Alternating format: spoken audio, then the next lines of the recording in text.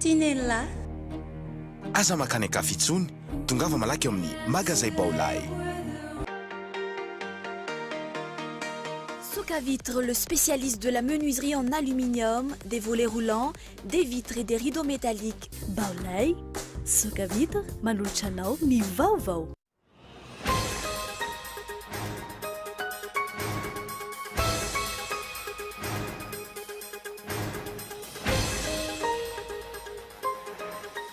Tsy niainga avy amin'ny anteny mera-pirenena fa olon'ny fianakaviam-be iresa-pirenena ve ny prime ministre Ravelonarivo Jean. Nilaza ny KMF Knoe androany fa tsy tokony hanao mizana tsindrinila ny HCC mikasika ireo mety ho tsy fanaran-dalàna misy amin'izao fotoana izao mba tsy hisian'ny krizy miverimberina. Raha 7 febroary mizara roa ny avy7 ankehitriny ao ny manasa ny flora valomanina marika ny asabotsy izao fanehoana ny fampihavana-pirenena ny ankilany milaza fa mbola meloko ity filoha teo aloha ity ary voavidim-bola ireo mitarika sasany hoy ny mpitondra teny izy ireo androany. Trafika sy bizina tsy voara-maso amin'ny ankapobeny ny fidiran'ny vahiny mpandrarano mampiasa vola eto amintsika amin'ny afera sy ny bizina voararan'ny lalàna eto Madagasikara. Raha voatera-tany vahiny na dia tratra-mbody omby aza tsy misy tony avokoa ny raharaham-pitsarana mikasika azy ireny.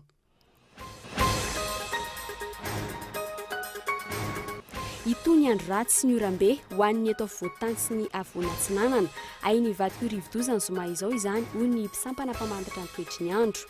Vokatra izay aina itoy hatrany amin'ny 500 na mahery ny fiakaran'ny vidin'entana ilaina amin'ny mponina amin'ny andavanandro na PPN izay efa niakatra tato anatin'ny iray volana. Any Autriche, toy ny raharaha Charlie Hebdo, raikitra ny fifandonana alina tao Vienne manoloana fihetsiketsehana teo amin'ireo pejida sy ny mponina manohitra ny tsy fanajana ny finoana silamo. Mpitandro ny filaminana miisa 250 no nandrava ny hetsika alina. Ny andindinin'izay avy hatrany.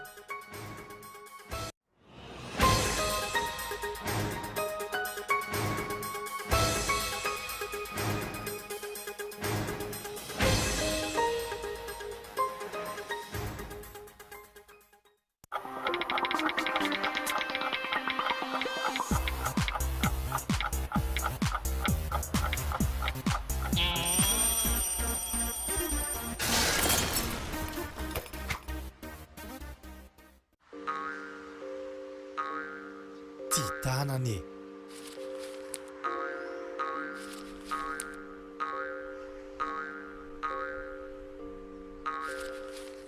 Titanane. Titanane. Rehefa tsy mandoto ane dia efa manadio e. Inona zao ny eritreretin'ilay ho atao cadeau an'ahy ty Saint-Valentin ty? Inona ty ndre? Izay omena tiako daholo. Ary ny cadeau-ko mba inona ky? Chut, surprise. Joyeux Saint-Valentin J. Ary aiza ny anahy? Tinella. Aza makany akafitsony, tongava malaky amin'ny magasin Baolay. Baolay, mirary fety sambatra ho an'ny mpifankatia rehetra. L'EFMED, c'est toute une gamme de produits d'ameublement d'une standing super classe, bien pour tous. Pour ma nouvelle maison, ce canapé est vraiment idéal pour me relaxer le week-end. Waouh! C'est tout à fait mon goût. Non seulement c'est décoratif, en plus, je vais pouvoir préparer mes petits déjeuners pour toute ma famille.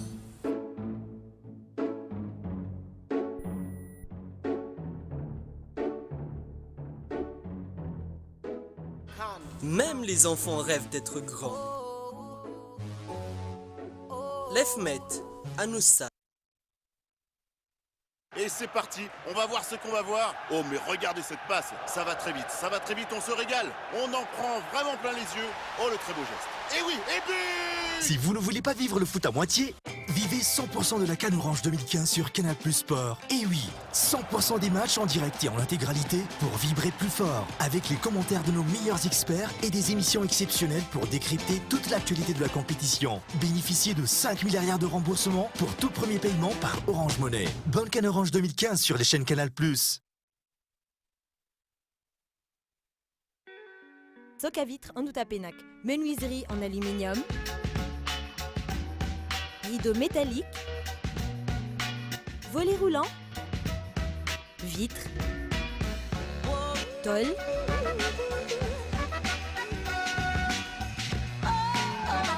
Soc à vitre en Outapenac. 020 22 682 28 033 11 256 63. Soc à vitre en Outapenac. Très sincèrement à votre service.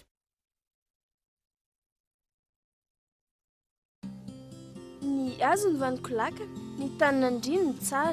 Ny orinasa Madagascar Évolution Immobilier dia vonona ny mefafapoanao izay mikasa hividy tany.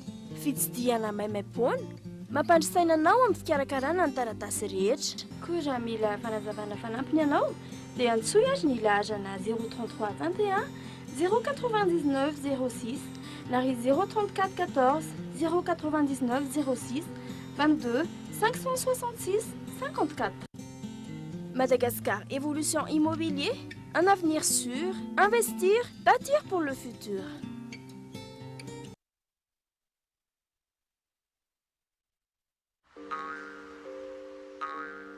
Titanane.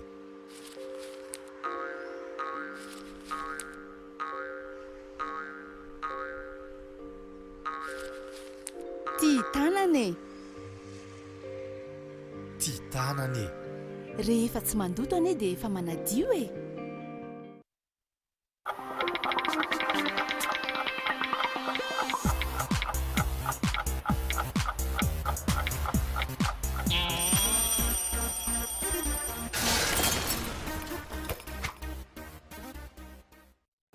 Ankasitrana ianao manaraka tsy tapaka ny fahitalavitra ny KOLO TV miarabanao ary manasina indray anaraka ny fampahalalam-baovao hatramin'ny farany olon'ny vahiny ve ny Prime Ministre Jean Ravelnarivo tokony tsy hijery mitanila ny HCC mahalony ireo fitarainana mikasika ny fomba naendrena ny Prime Ministre Ravelnarivo Jean hoy ny avy anivo ny KMF Knoe mampimetra-pantaina ankehitriny ny antony fahangina ny HCC hatreto tsy mbola hita na ny lisitra ireo tsy solombam-bahoaka 20 no lazain'ny filoham-pirenena fa efa teo ambony latabany na ny lisitra antokona vodrina politika ny fanaika sy nanosiny ka nanolotra ny anarany Prime Ministre Jean Ravelnarivo fanatetiny.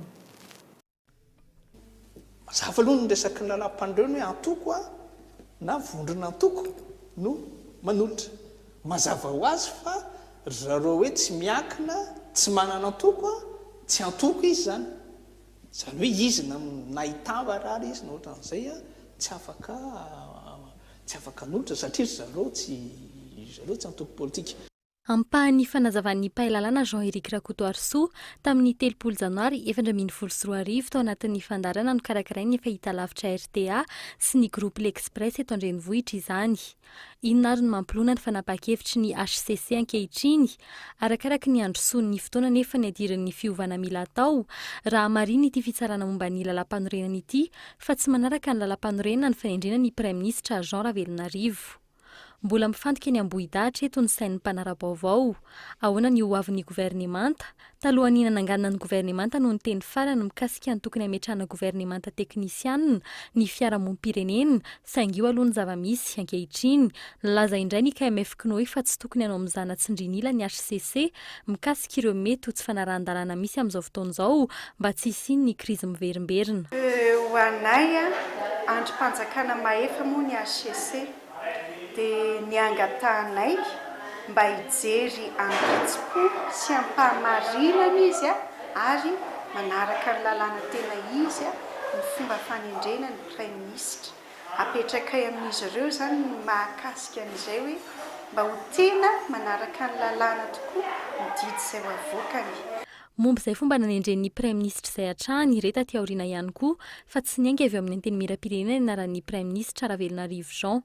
Raha ampitaina tamin'ny nanendrena ny Prime Ministre Kolo Roger izay nahitana lisitra mazava ireo antoko politika ny vondrona tao amin'ny PMP ary mbola azo amarinina hatramin'izao. Tamin'ity indray mitoraka ity kosa nambaran'ny filoham-pirenena Rajaonarimampianina fa solombam-bahoaka 20 no nanao sy nanolotra azy nefa hatramin'izao tsy mbola hita izay lisitra misy ny anaran'ireo solombam-bahoaka ireo na ihany koa izay antokony nanao sy ny izany. Niezaka nandiso izany kosa ny solombam-bahoaka ny TIM. Nareo tsy nanaraka anay fa raha nanaraka anay nareo dia marina lizy io aiza le lista fa le lista tena mazava tamin'ny premier ministre composé lista ohatran'iny ihany mitovy amin'iny ihany lista nandeha tamin'n'tikatra zay le izy zany tsisy zavatra niova fa de hoe reto zany reto natolotra de hoe misy maromaro samy nanolotra dolo hitanao le izy fa de hoe izy fanapahana farany dia iny ny raisany be sy maro hoe i premier ministre io zany général no ampidirina tena atoko politika daholo reo politika manamaizy azy zany reo fa tsy groupe parlementaire zany fa tena atoko politika atoko hoe mivarotra valmanana tena nolodiso mihitsy. Misy fa aiza ny soloan'ireo lehibe ny antoko, milaza fa ny antoko sy ny vondrona antoko hitsy na iza roa, marina tokoa nanolotra ny anaran'ny Jean Ravelonarivo. Roa andro taty aoriana nanendrena Prime Ministre Kolo Roger tamin'ny herintaona dia nivoaka io lista io ankehitriny. Resaka mbavan'ny HVM sy ny pomba ny fitondrana fotsiny zany fa tsy hita porofo aiza marina tato ato. Nanao toy ivakana naneho ny fahavononan'ny ara-iasa amin'ny Prime Ministre vaovao ireo mpiara-miombonantoka iraisam-pirenena toy ny tsy fantatr'izy ireo ny amin'ny hoe mbola tsy maro toerana ny gouvernemanta mijoro ankehitriny manoloana ireo fitoriana nivon'ny HCC. Mipetraka ny ayain'ny mpanara-baovao, olona avy amin'ny fianakaviam-be iraisam-pirenena ary ve ny Prime Ministre ankehitriny sa efa azon'izy ireo antoka ny valiten'ny HCC. Araka ny efa narahinao tany anatin'ireo lohatenim-baovao anatrika ny fitaom-pivavahana karakarain'ny AV7 ny filoha taloha Marc Ravalomanana ho ny loharanom-baovao iray akaiky ity filoha taloha ity no ny fandavan'ny heliny mikasika izany itsakiran'izay mizara roa ny fikambanana AV7 na ireo niarambona tamin'ny 7 febroary 2024 amin'izao fotoana izao andany ireo izay vonina mela ka manasa ny filoha taloha Marc Ravalomanana anatrika ny fitaom-pivavahana ankilany kosa ireo mbola manana alahelo amin'ity filoha taloha ity no inrarahiny. Sorakotindriny. Fambiavanam-pirenena io no antony nanasan'ireo mpitarika ny AV7 ny filoha teo aloha Marc Ravalomanana hanatrika ny fahatsiarovana ny andron'ny 7 ny volana febroary. Ho azy ireo ny fitsarana sy ny fitondram-panjakana ny tompon'ny fanapahan-kevitra amin'ny momba ity filoha teo aloha ity. Ravalomanana tsy midika foana ny didy izay miatra aminy didy tsika mitady fiovana ny président anankidimy ary izay ny mampiavaka an'ity daty ny fahatsiarovany ity fa dia asaina daholo ny filoham-panjakana dimy izay manjay anjara amin'ny fampihavana-pirenena.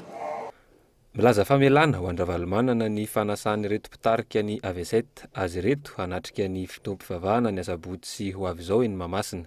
Ijakilany kosa misy ireo mpikambana sasany ao amin'ny AV7 ny tsy manaiky izany. Vaky roa zany zao ny AV7. Ho azy ireo mbola meloka eo anatrehan'ny vahoaka i Marc Ravalomanana tamin'ireny raharaha 7 febroary ireny. Voavidim-bola ireo mpitarika sasany hoy ny mpitondra tenin'izy ireo androany ka mahatonga azy anao ireny.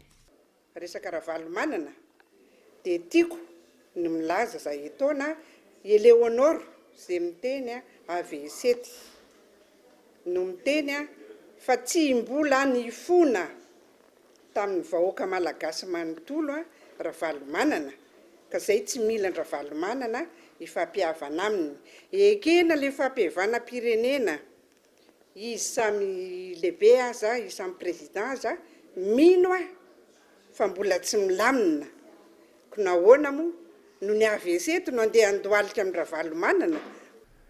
Tsy anatrika ilay fitaom-pivavahana eny Mahamasina ireto andiany faharoa amin'ny AV7 ireto. Avy hatrany dia amantana eny Antaninarenina izy ireo hametraka fehezam-boninkazo. Ireto elatra ilany avy amin'ny AV7 ireto izay miaraka amin'ny filohan'ny tetezamita Andry Rajoelina. Injakilan'izay tsy mbola nahazo-baovao ofisialy i Marc Ravalomanana momba ny fanasana azy hanatrika ny fitaom-pivavahana amin'ny sabotsy izao eny Mahamasina.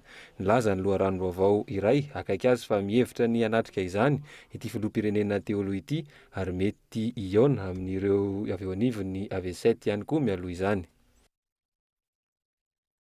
Fikarakarana ny fifidianana ny fadila ny fotoana tokony nandiniany gouvernemanta ilay tolo-dalàna momba ny CEI ho ny avy eo anivon'ny vondrona ambodivony ity tolo-dalàna ity izay efa ny fahaenina amby roapolo ny volana desambra farany teo no niala teny amin'ny anteny miram-pirenena efa tsy tafiditra tao anatin'ny ladiniky ny fivoriana tsy ara-potoana farany teo misintona lakolosy mahalona ny tsy fanarahan-dalàna mitranga ankehitriny ny avy eo amin'ny vondrona ambodivony mahalona izany fanadidiny eny ny rabary. Lalàna momba ireo komina vaovao sy ny sata manokana momba ny fifidianana kominaly ho avy eo ary ny momba ny fananganana ny anteny miran-doholona. Ireo no lalàna nolaniana teny amin'ny anteny miram-pirenena nandritry ny fivoriana tsy ara-potoana voalohany teny amin'ity androm-panjakana ity. tsy mbola nisy resaka kosa ny momba ireo lalàna hafa toy ilay mikasika ny fananganana ny CEI na ilay rafitra mahaloha tena tokony hikarakarana fifidianana arak'izay voalazan'ny lalàna. Hatreto anefa mbola mijoro ny senita ary mbola izy ihany koa ny voatendry hikarakarana fifidianana kominaly. Fandikan-dalana hafa indray raha ny nambarany avy eo anivon'ny vondrona modivona. Mampanontany tena ihany koa izy ireo ny amin'ny hoe mbola tetezamita ve no misy antsika kehitriny sa efa tafiditra marina ao anatin'ny repoblika fahefatra. Efa farana tetezamita efa heritao zao kanefa mbola mijoro le senita mbola tetezamita raha vetsika efa tsisy tsony io ane tsy zay alao voalazana lalam-pandrenana o zareo ianareo amin'ny fitsanana avy mbola lalam-pandrenana neno azo lazaina fa hoe tokony teny farany amin'ity le voalazana lalam-pandrenana ity ka araka ny fijerina azy araky ny andininy fahadimy eo anatin'ny lalam-pandrenana araky ny préambule la mission dia efa tsisy tsony io senita ka noho zany efa tokony soloana raha hiatrika fifidianana tokony amaly izy zany zao efa dila laha teo fiampitaona ary sy diso ako satria misy fiampitaona reny tokony amaly tsy voaraka indray inty le lalàna zany. Misy fiampitaona ihany koa anefa ny tokony andinihin'ireo tolo-dalàna avy eny amin'ny anteny miram-pirenena ireo. Iray volana aorian'ny alàna teny amin'ny anteny miram-pirenena fa raha fahaelany no tokony hamerenana azy hodinihiny indray. Izany hoe efa tapitra tamin'ny 20 volana janoary farany teo. Raha ny lojika tokony ho tafiditra anatin'ny lahadiniky ny fivoriana manaraka eo ity tolo-dalàna momba ny CEI ity. Andrasany indray arak'izany na anaraka ny voalazan'ny lalàna ny fitondram-panjakana na tsia. Fanampiana avy any ivelany vola $100 amerikana natolotry ny BAD na ny Banque africaine de développement an'ny gouvernemanta malagasy androany ny ministera ny fahasalamana no iantefanty famatsim-bola ity mivantana iadina amin'ny firongatry ny aretina pesta no anton'izao famatsim-bola izao ividianana fitaovana sy ireo fanafody ilaina amin'ny fitsaboana sy ny fisoroana izany aretina izany no tena ampiasaina ny vola raha ny fanazavana no entiny ireo tompona andraikitra androany no nosiniavana teny amin'ny ministera ny fitantanam-bola sy ny teti-bola ny fifanaraha-piara-miasa teo amin'ny BAD sy ny gouvernemanta malagasy fanampanazavana. Donc ce don, c'est pour la santé. Le secteur de la santé a travaillé avec l'OMS. Ho an'ny fahasalamana ity fanampiana ity. Ny sehatry ny fahasalamana izay miara-miasa akaiky amin'ny BAD sy ny OMS. Ny OMS no nisafidianay hanatanteraka ny fampiasana ny vola. Izy no isahana ny fividianana ireo ilaina rehetra sy ny vidinana iny fotony. Ny fanaraha-maso kosa no andraikitry ny ministera ny fahasalamana. Mais avec, bien entendu, la supervision du ministère de la tutelle, qui est le ministère de la Santé. Fanondranana antsokosoko ny harem-pirenena manodidina ny 7.4 faingo 7 miliara ariary ny teti-bola ho an'ny fampiasam-bola amin'ny sehatra tsy miankina ho an'ny taona 10.4 eto Madagasikara raha toka araiky amin'ny 7.7 miliara zany tamin'ny taona 4.4 ny fampiasam-bola vahiny no mitana ny manodidina ny 9.9 taremarika io na sehatra manara-dalàna zany na tsy voara-maso izay amin'ny ankapobeny ny fidiran'ny vahiny mampiasa vola eto amintsika ary tsy voara-maso izany ihany koa ny asa ataon'izy ireo fantatra nefa fa misy amin'ireo vahiny izay miditra eto Madagasikara no tsy mandraraha fa manao asa hafa dia ny fanondranana antsokosoko ny harem-pirenena na manao famitsim-bola maloto ihany koa. Fanadiny Lira Biata. Tsy misy tatitra ofisialy avy amin'ny fanjakana malagasy tsy mbola nisy fandroanana fitoriana nataon'ny fanjakana ka mikasika mpandrara vahiny na teratany vahiny voatontonona amin'ny fanaovana afera-maizina paraitsy kombakomba ary ve ny fanjakana ankehitriny fa marefo sy malemy ka tsy mahavita miaro ny an'ny tena. Hatreto tsy maty manota ny vahiny manondrana antsokosoko raha toka no heverina fa natsara zavatra ny fidirina tao anatin'ny rafitra manaraka lalam-panorenana efa ho herintaona izao ohatra vitsy reto maro ireo afera hitapoky hitam-pirenena saingy tsy misy tohiny. Mpandrara teratany sinoa pakistanais tailandais ireo amin'ny ankapobeny no mitazona ny ampahany betsaka amin'ny fandraharahany eto amin'ny firenena. Maro ihany koa anefa ireo izay voatontonona amin'ny afera samihafa. Isan'izany ny resaka fandranana volamena, bizina vatosoa, ny afera sokatra sy ny boîte de rose. Ohatra vitsy volamena 20 kilao tratra saika ahondrana antsokosoko teny amin'ny seranam-piaramanidina sambo voalaza fa mpandraraha arabaritra tratra mamatra boîte de rose vato kristal araiky 12 taona amin'ny teti-bidy hatrany amin'ny 3 miliara ariary tratra tany amin'ny fatra Tsimony Nosy saika teratany sosy pakistany avokoa ny ao ambadika ireo.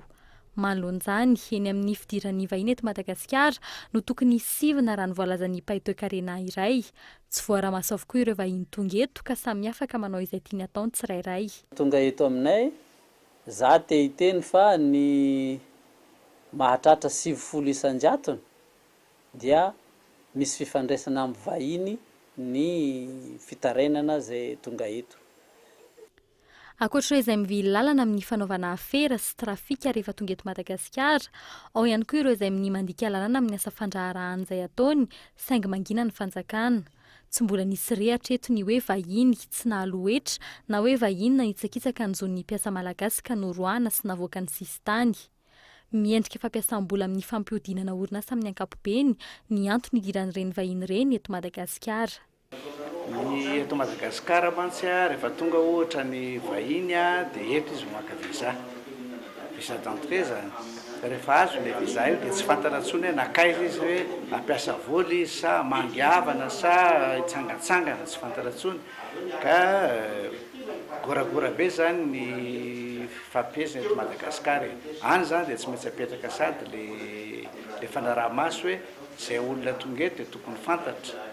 Maro arak'izany ny orinasa malagasy no mahatsiaro fa hiarany mizana tsindrinila amin'ny fiarovana azy ireo. Ireo vahiny voaroroa eto kosa nefa mialokaloka amin'ny mampandrara mpampiasa vola azy ireny matetika raha ny fanatedinana nataonay ka naterahara mikasika harem-pirenena harovana sy tsy azo ahondrana aza no mahavoaroroa azy ireo dia matetika no tsy misy toyny izany rehefa eny anivony ny fitsarana.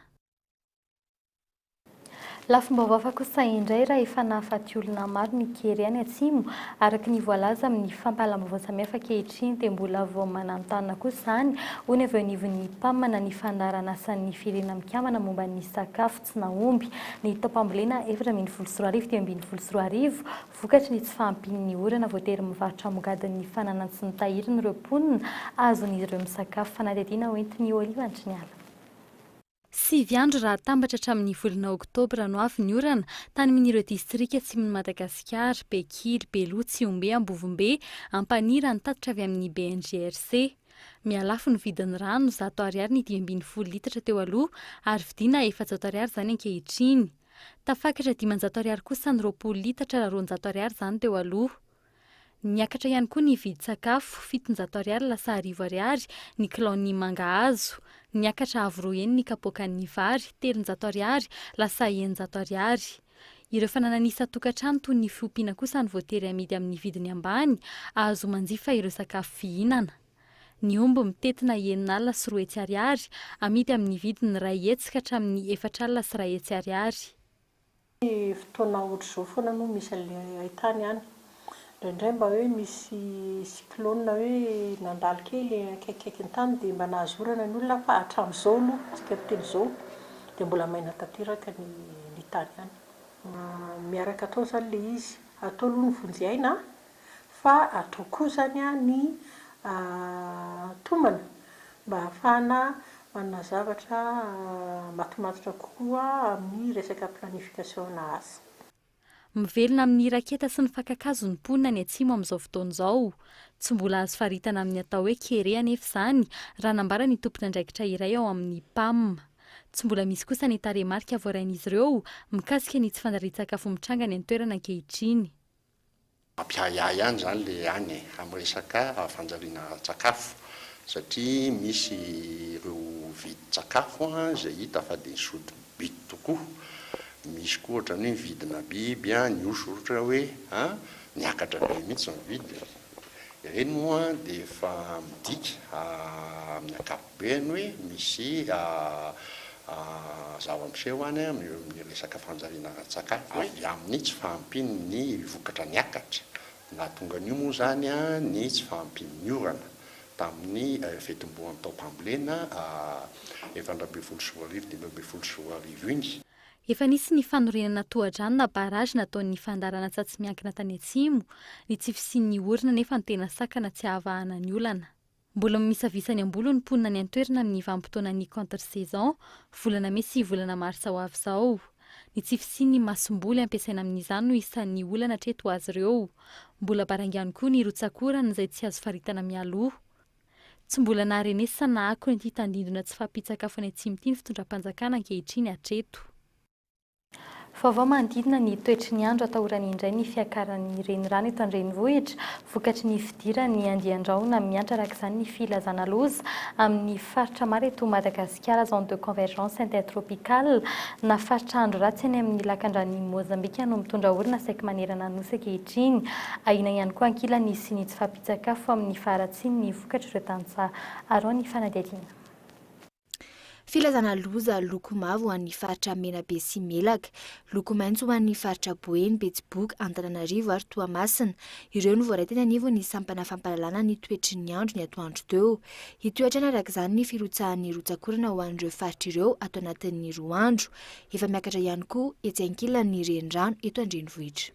Efa misy ny filazana loza na loko mavo amin'ny faritry Menabe sy Melaka, ary loko maitso kosa amin'ny faritry Boeny sy ny faritry Betsiboka ary manerana ny faritany sy Toamasina. Ny filazana loza eto dia noho ny fiakaran'ny renirano na ny forotsahan'ny rotsakorana be loatra vokatry ny fisian'ny andian-drahona. Ny toetry ny androntsika zany amin'izao faraparany na amin'izao manomboka hatramin'ny faran'ny herinandro tsy dia misy fifana be loatra fa saingy toetry ny andro manjombana sy manorana no hita manerana. Etsy ankilan'izany manamora ny fiakarana sy ny fiandroranan'ny rano ny foto-drafitrasa eto an-drenivohitra. Sy mba arak'izany ny 500 ireo vokatry ny tantsaha ary tantaratra amin'ny vokatra eny an-tsena izany. Lafo avokoa ankehitriny ny legioma sy ny vary. Ny hena ihany koa ny voka-bary noho ny fisian'ny rotsakorana be loatra. Ahina tsy ho ampy amatsinany eto an-drenivohitra ankehitriny ireo vokatra efa tafiakatra sy ireo vokatra ahina ho simban'ny rano. Ho antsika eto Madagasikara manokana zany ny fambolena aloha eto amintsika dia mbola miankina be da be amin'ny zavatra voajanahary. Miankina amin'ny orana avy any ambony. Raha tsy milatsaka ny orana dia ataontsika izay ilatsahana. Rehefa latsaka diso be loatra indray ny orana dia tsy hitatsika izay fomba hanarena azy. Eo zany no olana ngeza be amin'ny fambolena eto amintsika tsy fahampiany foto-drafitrasa fototra ho an'ny fambolena izany hoe tatatra lakan-drano fitarihana rano zany mampidirana rano ao amin'ny tanimboly na tanimbary sy ny lakan-drano fanariana ny rano diso tafahoatra. Tato anatin'ny iray volana izao hatramin'ny 500 ny tany fiakaran'ny vidin'entana eny an-tsena. Menatra ihany koa ireo vokatra eny an-tsena. Efa miaina ao anatin'ny tsy fahampitsakafo ihany koa ny faritra Atsimo ny Nosy ankehitriny ary efa nahafatesana olona maro araka ny vaovao voaray. Fanadihadiana manokana mikasika ny fandriam-pahalemana kosa no entina aminao manaraka lafo ary tsy takatry ny sarababim-bahoaka ny saran'ny filaminana eto amintsika ankehitriny. 2 alina sy 1 hetsy ariary ny ambany indrindra raha kampiambina na gardien ary 3 hetsy ariary isam-bolana kosa ho an'ireo mpandraharaha voatokana ho amin'izany tato ato anefa saika ho isan'andro ny tranga fanafiana amin'ny tapiadiana sy ny von'olona ny anivon'ny fokontany. Tsy misy afa-tsy ny vaomiera ny fandriam-pahalemana izy ireo izay tsy afaka miditra raha tsy ady mivady sy ny fanakorontanana madinidinika vokatry ny fahasarotam-piaro sy ny fisotrotoaka. Fanadihadiana mitanterahy ny gaito Andretsilavo. Ady mivady, amamoana, fahasarotam-piaro, ady madinika eo amin'ny samy mpiaramonina, ireo amin'ny ankapobeny no azony vaomeran'ny fandriam-pahalemana eny anivon'ny fokontany hidirana, fanolanana, vakitrano, fanafiana sy ny maro hafa kosa ny tsy maintsy andrasana mpitandro filaminana. Dikan'izany, tsy vahaolana amin'ny tsy fandriam-pahalemana ny fisian'ny andro masopokon'olona indrindra ho an'ireo faritra mafampana. Ohatra misy ady madinidinika, adina mivady na adin'olona an-dalambe afaka mandamina zany zay zany ho an'ilay fandriam-pahalemana. Fa ny ao anatin'ny fandriam-pahalemana no zavatra maromaro zany no mitrango anatin'ny fandriam-pahalemana dia arakaraka ny fitsangana zany sy azy ny zavatra azonay raisina ihany ny raisinay. Raha misy zany ny zavatra miseho amin'ny faritra anankiray dia zahan'ilay faritra aloha mandamina azy. Le milamina mandravona ny zavatra io. Fa raha misy zavatra kosa tena goavana tena tsy voafehy dia miantso anay aty amin'ny fobe zany raha milaza zany hoe aty amin'ny fokontany dia izay indray no mahita le hoe ty tokony alefa ary na tokony haravona. Manoloana ny tranga fanafiana sy ny vakitrano amin'izao fotoana izao tsy afa manoatra ny mponina. Lafo ary tsy takatry ny fahefa-mividy ny manarama olona iambina ny tanàna. Raha kampiambina tsotra na gardien ohatra ny olona iray 2 alina sy 1 hetsy ariary isam-bolana farafahakeliny no tsy maintsy aloha. Miantoka trano fonenana sy sakafo. Raha kampandraharaha amin'ny fiambenana kosa 3 hetsy isam-bolana no miakatra no tsy maintsy aloha. Miankina amin'ny haben'ny faritra arovana sy ny fotoana iambenana izany ary mety ho tafiakatra hatrany amin'ny 20 hetsy ho amin'ny mpiambina iray. Ankoatr'izay, mandany folo tapitrisa noho ny miakatra ny fananganana tabo ho an'ny trano fonenana iray manodidina ny 10 metatra toradroa. Tafiditra ao anatin'izany ny fikarakarana ny taratasy fahazoan-dalana, ny akora ilaina toy ny biriky, simenitra, fasika, hazo sy ny sisa, ary ny fitaterana sy ny fanorenana. Mbola mihoatra izany raha toa ka hampiasa ireo fitaovana manaraka ny teknolojia avolenta toy ny caméra de surveillance. Raha ny fanadihadiana nataonay, 10 hetsy sy 2 tapitrisa ny farany ambany amin'ireo fitaovana ireo. Farafahakeliny, 4 no ilaina iarovana ny tranon'olon-tsotra iray, izany hoe manodidina ny 10 tapitrisa ariary, ankoatra ny kojakoja madinidinika miaraka aminy sy ny installation. Maro amin'ireo mponina araka izany ho an'ireo izay manan-katao no misafidy anakarama gardien. Ireto farany izay tsy afa-manoatra manoloana ny fanafihana noho izy ireo tsy ampy fitaovana. Tranga efa misy ary tsy azo lavina ihany koa ny hoe ireo no karamaina iambina ny tanàna ihany no mpiray tsikombakomba amin'ny mpanao asa ratsy. Ho an'ny sarambabem-bahoaka araka izany, tsy afaka mentehitra amin'ireo rehetra andoavam-bola ireo, miahaka ny akamaroan'izy ireo ary manantena ny fitahian'Andriamanitra sisa ankehitriny. Mbola lavitry ny sehatra iraisam-pirenena ny zava-misy eto Madagasikara hatreto. Mbola ny fiantoana momba ny fiarakodia irery ihany no tsy maintsy atao eto Madagasikara raha toa ka efa mivelatra amin'ny sehatra maro toy ny fananganana trano izany.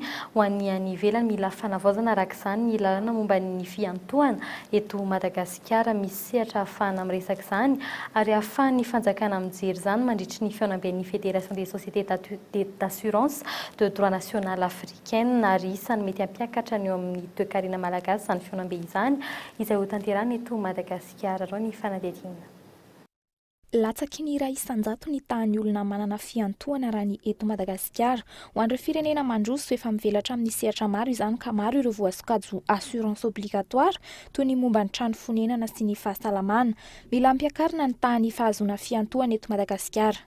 Firenena efa mandroso dia betsaka ny antsoina hoe assurance obligatoire fa tsy ny automobile ohatra ny eto amintsika fotsiny fa misy ny hoe assurance MRSH multirisque habitation, misy ny assurance contre l'incendie, misy ny assurance contre les inondations ny ao amin'ny dégâts des eaux. Ireny dia obligatoire daholo rehefa manao location ana trano ianareo.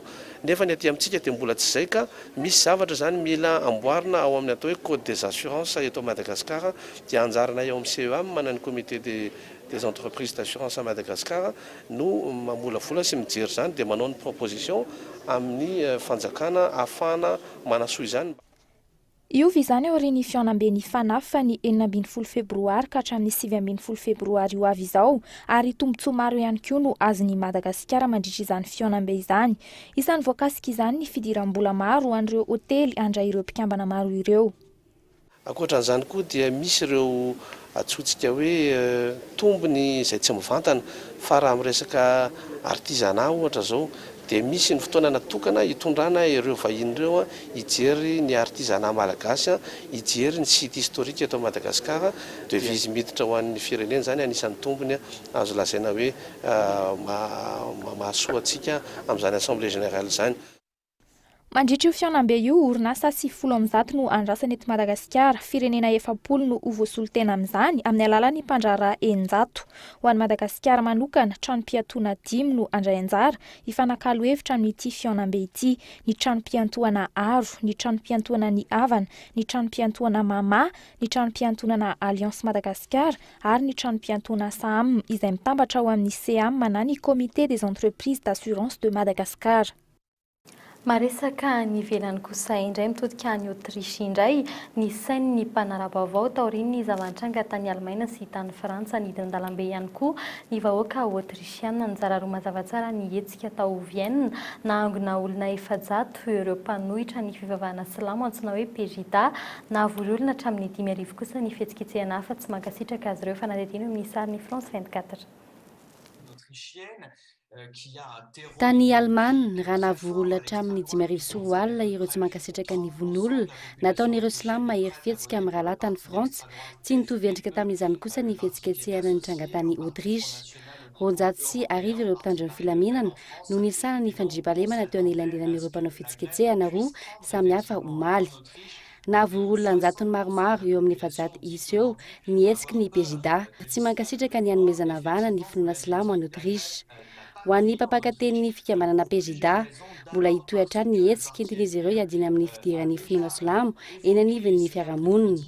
Empolo isanjato ny autrisiana no manaiky fa manahy sy matahotra ny islama amin'izao fotoana izao.